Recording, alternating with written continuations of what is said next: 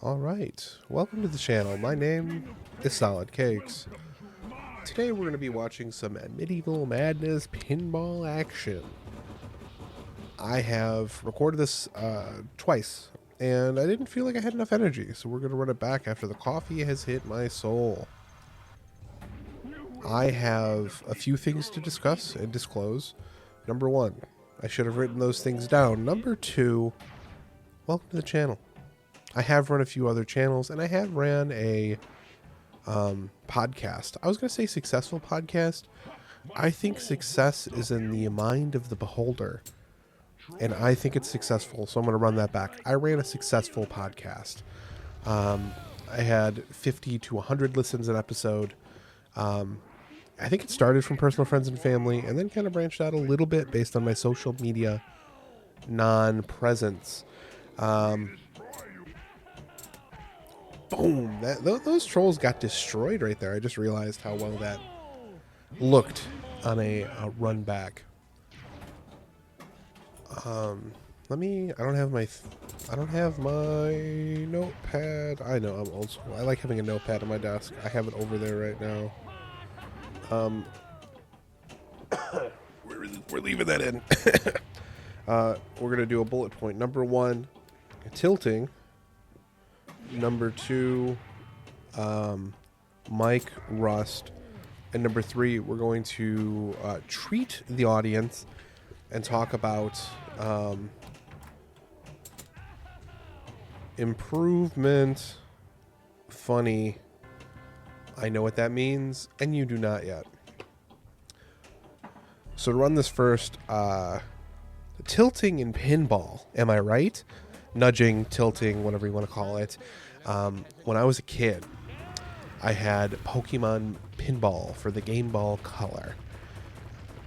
And I also had Pokemon Pinball Ruby and Sapphire, which actually has popped off on YouTube lately. One person did a whole deep dive into how catching Pokemon actually worked and the areas you can catch Pokemon and all that stuff to complete the decks. It's actually really cool. So maybe I do some Pokemon pinball. That was a great save. Good job, me. Remember, tilting is for the scum of the earth, is what I used to think as a child. I'm like, why did they put tilting into these games? It doesn't make any sense. And then when I got a little older and I just went to go play, you could nudge the table up and save it from the actual like side scoops and jump it onto one of your flippers. And since then, I've been a changed man. A lot of these other, YouTube videos and commentaries and stuff like that too, they would have like, I don't know, if you're not nudging, you're not trying, or like tournament gameplay, and you see like people like thumping the side of these machines like really, really hard. I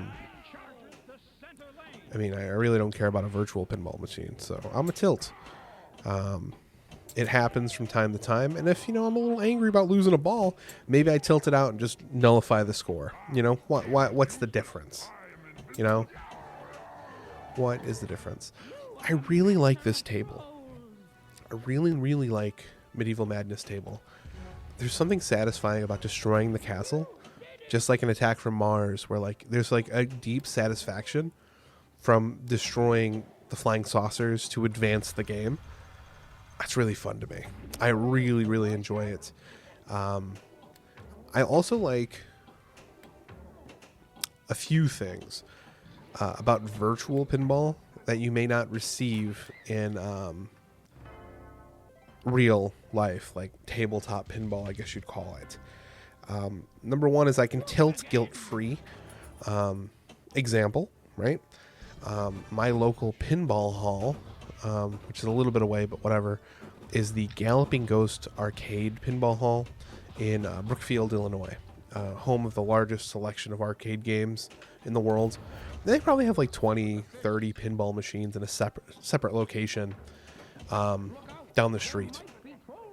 And going into that, I didn't really know. I invited, my folks. I invited, my wife's side of the family, and I just said, whoever comes, we're going to play pinball, we're going to get food, and whoever wants to stay can come to the arcade with us.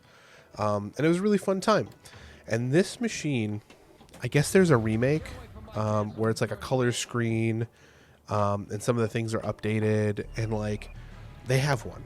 And I thought it was this new pinball machine. I'm like, oh, this is so cool, because the only thing I heard online was the Godzilla pinball machine from Stern was really, really good. And it is really, really good. I'm lucky to have played it at that location as well. And that's kind of my only experience with real pinball, minus my dad had an old pinball machine he received as a housewarming gift. It was an old Liberty Bell Bally, like I think it was from 1977. And I loved it as a kid. And funny enough, when I go back and watch a video, the memories of the specific noises when it resets the bam, bam, bam, triggered such a nostalgia in me. The other night, I was floored by how quickly that memory came back. Like, absolutely floored. So that's my experience with pinball now. And with pinball specifically, it really has become I'm going to call it, if I have free time and I'm not booked with something, I'm probably going to be booting pinball. I've got like 24, 30 hours, something in it. And, you know, for me, that's nothing to sneeze at. You know, I buy indie games and I play them for 10 hours and I'm done with them. And some of these roguelikes, like, nice save. Double tilting like a Scum of the Earth.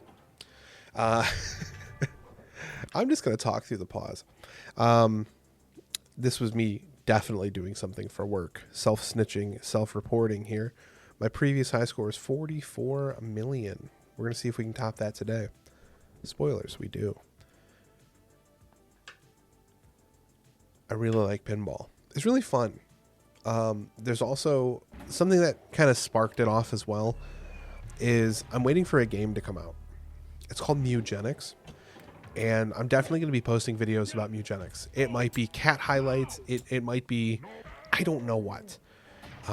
I may do a tale of the tape and talk about what a cat did in a specific dungeon and highlight their specific life. I have ideas, but I'm waiting for that game.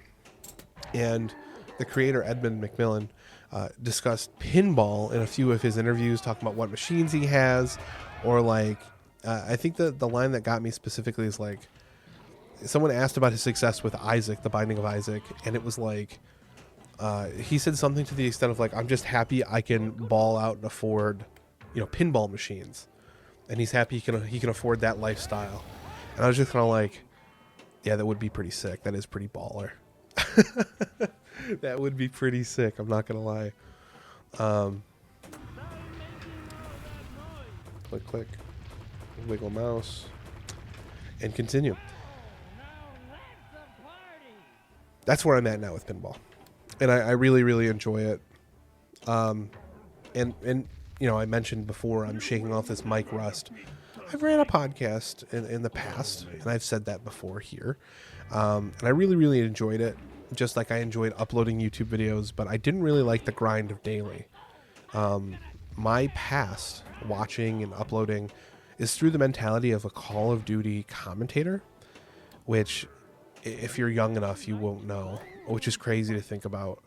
But like 20 years ago, 19, 18, 16 years ago, YouTube Meta was uploading multiple videos a day, commentating on them, where like, originally it was like, yeah, I'm using my right, well, Call of Duty, but I'm talking about, yeah, I just use my right flipper to drop it, and then I hit the ball, and then I hit the wizard. Merlin's right there, and that's how it used to kind of be, where it was like, oh, I use the ST44, and I use stopping power, and then I know you can't use stopping power, because if you use stopping power, you don't get double tap, and double tap on the ST44 is godly, and like, and then it turned into like, you know, hey, my name is Hutch, and I'm a waiter. I was a waiter in California, waiting for my big break, and now I can make videos permanently. I'm looking for machinima, and like this kind of deep dive into their life, where like they would make important things happen in their life, or funny things happen in their life, or make up stories, whatever.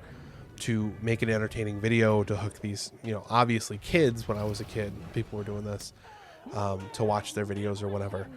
And I've done YouTube channels like that before, and it just didn't work for me. Same with like podcasts, where I was uploading weekly, and if I missed a week, I felt awful about myself. This mic rust is going to be coming off slowly, right? And as much as I want to use all my free time just to full out blast into, these hobbies, I won't be doing that 100%. And watching the gameplay, I'm watching and seeing pretty much what the Call of Duty YouTubers were doing back then. Like, they left the mic hot, they dipped into the footage when they wanted to. Like, I'm beating up Night Psycho or something, whatever his name is, and I don't know, I like that style, so I'm gonna stick to it. I think my YouTube slogan up there is like, upload when I want, just chilling, or something like that, something to that extent, because it's true. We're just chilling, boys. We're going to be wrapping up pretty soon. I said I wanted to share a funny story about improvement.